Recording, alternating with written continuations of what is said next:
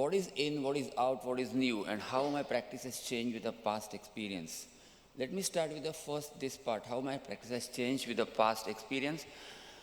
Three things: patient selection, approaches to the hip joint, and implants.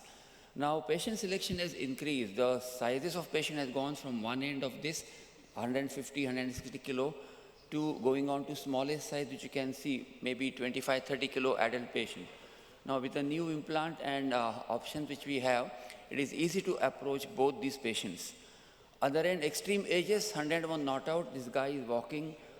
It's almost about a month after the surgery, THR was done, and he's doing very well. There are more elderly people where we are done bipolar, 104, 105.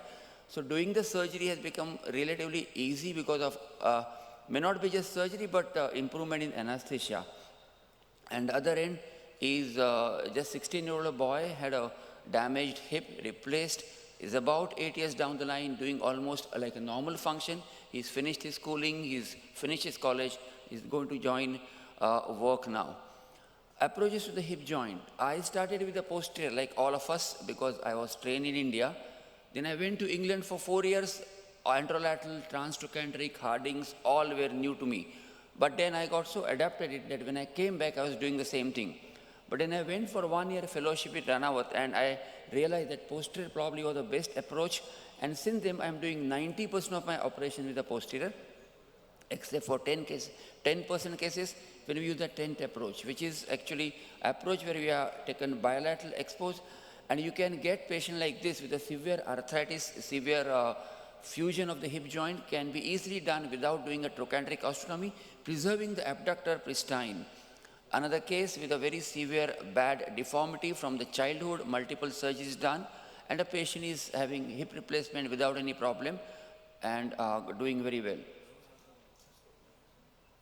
Did I stop?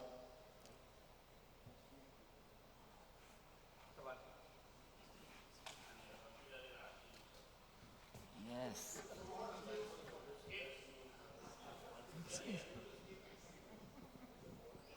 But I don't have a Can you stop cursor on the screen. Can you stop the clock, Anand? Yeah. That cursor is not working on the screen. I know. The most advanced Vyrock.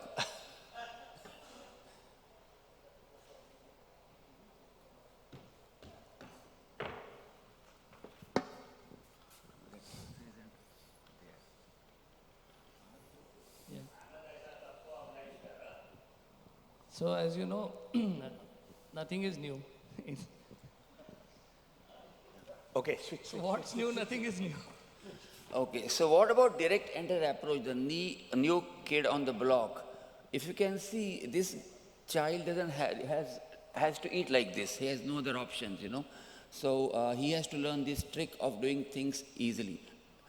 These children do not have to learn this new trick. He can easily eat their ice cream without any problem. So DA is very good, maybe for an arthroplasty surgeon. For an standard orthopedic surgeon, I don't think you should go for DA because a lot of learning curve problems and there are a lot of issues which can happen, and it's just putting your life in more difficulty. Implants, we started with cemented 20 years ago. 60% of my practice was cemented THR. Today it is only 20%, but it still has a role. There are a lot of people like this lady who had about 8 months reduced dislocation of the hip joint done by simple Chanley THR, and it's about 14 years down the line. She is still working like this. She's a farm worker and she's doing quite well. So even in younger people, cemented is still not out. It is still in selected cases. Head size, we started with 22 millimeter and 28 millimeter, especially 28 ceramics. Then it went down to 46, 48, almost 50 size head with ASR and other surface replacement. Now we're back to again 32 and 36, which is the standard size of head. And we know that 36 is adequate. Head material, 90% were metal. Now most of them are ceramic. Dual mobility, the new thing. Again, it has got a role today, but this dual mobility is questionable in highly active young patient. What about what is new? Three things excite me actually, what is probably going to change the arthroplasty in India and all over the world.